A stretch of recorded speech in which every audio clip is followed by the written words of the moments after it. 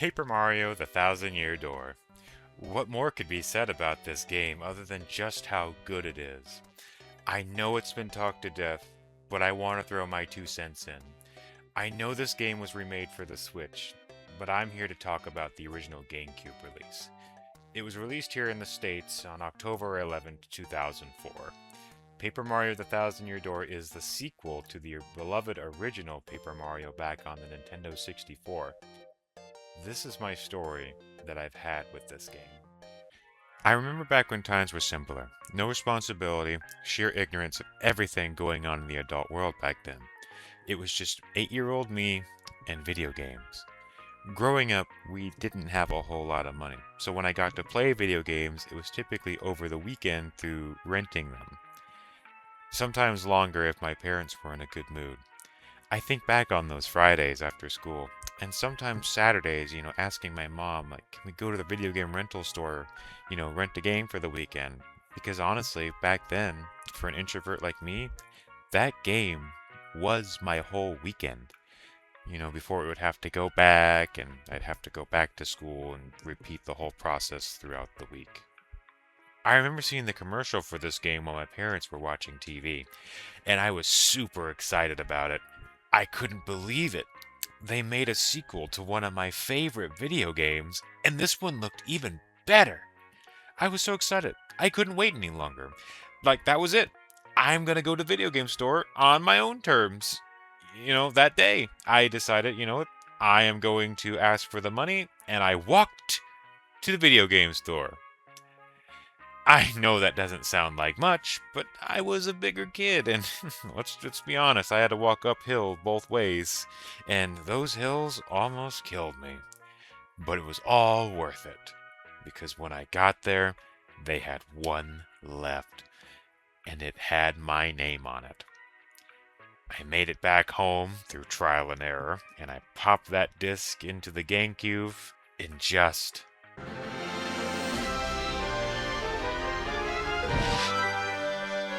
pure bliss. I hadn't been this excited for a game in a long time. Thinking about it, I had probably beaten the original game at least 30 times by then, and I was so excited to see what this game had to offer. If you don't already know, this game delivers everything a Paper Mario fan wants and then some.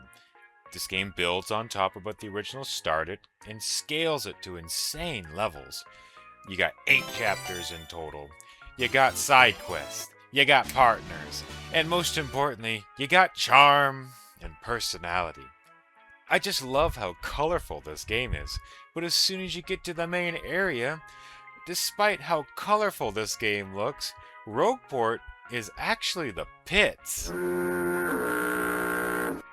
Like, for real, one of the first things you see in town is a gallows in the middle of town. That's wild. This game's rated E for everyone, yet we have some undertones just put out right in front of you. No. To 8-year-old me, that was crazy. Just like, what? If the name didn't give it away, this place is full of, well, rogues. Definitely a different take on the Mario journey for sure. Not long after coming to town, you get robbed yourself. Like, what? In my Mario game, I got robbed? Are you kidding me? What? Okay, I really love this game. Like, that was it. The story they were going for was so much darker compared to the others, and I was there for it. It reminded me of another one of my favorite games, Majora's Mask. I love how dark these stories are, yet the games look colorful.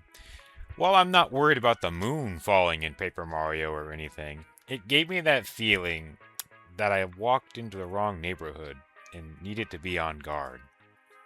Oh no! Admittedly, growing up, I wasn't the biggest reader, and so I missed out on a lot of details in the game. The biggest one probably being the badge system. When I did playthroughs of these games growing up, I never actually put points into the badge points. What? I would What just are have you a talking shit ton about? of Oh health, my god. a No lot of points FP, in badge but I points? would What are always we have 3 doing? FP. What? No, don't get me wrong. Nowadays, I think badge points would be the first thing that I level up. But back then, To 8-year-old me, I thought, what badge points? What are these all about? Oh, how wrong I was. But surprisingly, that kind of added some challenge to the game if I really think about it.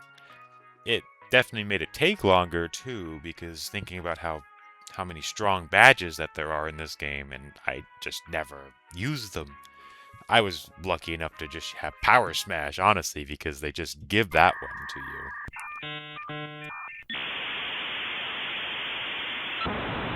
Despite my lack of an attention span, I still took in the story that this game presented, and just wow.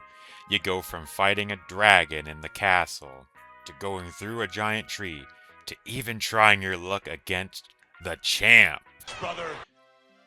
I can't remember everything that happened during my first playthrough, but the part I'll never forget was when I beat it for the first time.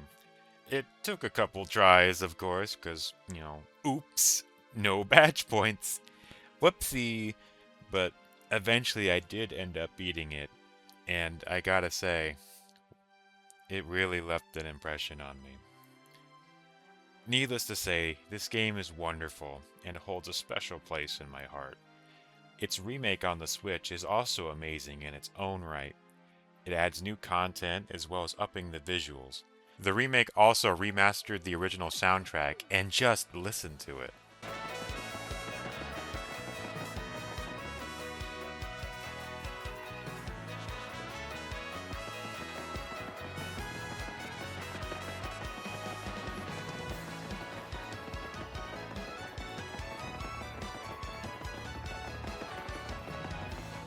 It's absolutely amazing.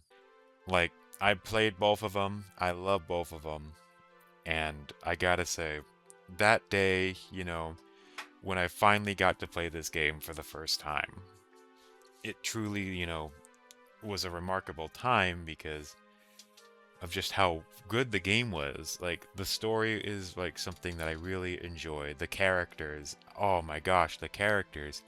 I love Goombella. Koops is like a nice like touch up compared to like Cooper in my opinion. The Yoshi. Flurry was always a little bit questionable. I remember my cousins were like, "Are you sure? I mean, look at her. I mean, she has a choice design. I get that, but they that's how they designed her." But Vivian though is absolutely my favorite. I love the shadow like siren design. I love the little hat that they wear. Like it's beautiful, honestly. Like Vivian is definitely my favorite partner, but I can't forget about Bomberry. Bomberry was also really good. He's also super strong too. Like I think he gets up to like 50 like health points if you like fully upgrade him. And I also love because when I first like played the game, I never knew that Miss Meows was actually a partner because I never actually did the Truffle Center back then. It was a complete like whoopsie. I had already beaten the game, and then I found out that there were more quests to do. So, what was probably supposed to have been done during the playthrough, I did after beating the game. But I don't think I ever actually did the Miss Meow's trouble back then. So I missed out on her as a partner, but I don't think I was missing too much though. In conclusion, I probably played and beaten this game several times since the first time that I played it. And I'll usually find myself playing it maybe every now and again. But also at the same time, I like to leave it in the past, like with all the memories that I have with it. Nowadays, as I've gotten older, I don't find the time to play a lot of video games anymore, but I can still look back on this one as one of my favorites of all time. It would be in the top 10 for sure if I ever had to make a top 10 list, but I really don't want to have to do that anytime soon because it would be very hard to pick. But if you've made it this far, I appreciate you listening in on just me, a slightly older guy just kind of yapping about video games and stuff. I kind of like wanted to do this as like a little passion project and stuff, kind of like, to tell a story and stuff where, I can't say I'm super professional at, doing video stuff, but if I can at least make someone, appreciate, this game even a little bit by my dumb story escapade, then that's all that I'm really looking for out of this. If you haven't played this game, maybe you learned something about it. Maybe you actually put points in badge points. The small select few of you out there watching or listening that hasn't played this game, don't be like me. Read the text, put points into your badge points so you can actually enjoy, this whole system that when I first played, I just didn't even bother with. With the release of the Switch version of this game is now more accessible than ever. If you can get the original GameCube version, I would say go for it because there is a certain charm to the original, but you can get this game on Switch anytime you want. I'm sure you can download it from the eShop or whatever for 60, 70, 80, however much Nintendo wants you to charge for it. If you've made it this far, why don't you leave a thumbs up down there at the bottom? I guess it helps the algorithm or whatever. Maybe help share this story to some other people. Feel free to leave a comment down below. If you have any Paper Mario stories, I'd love to hear them. Maybe you had a special situation when you first played these games. Or if you have any feedback for me, it is greatly appreciated. I guess with that, I'm out. Hopefully I'll see you in the next video. See ya!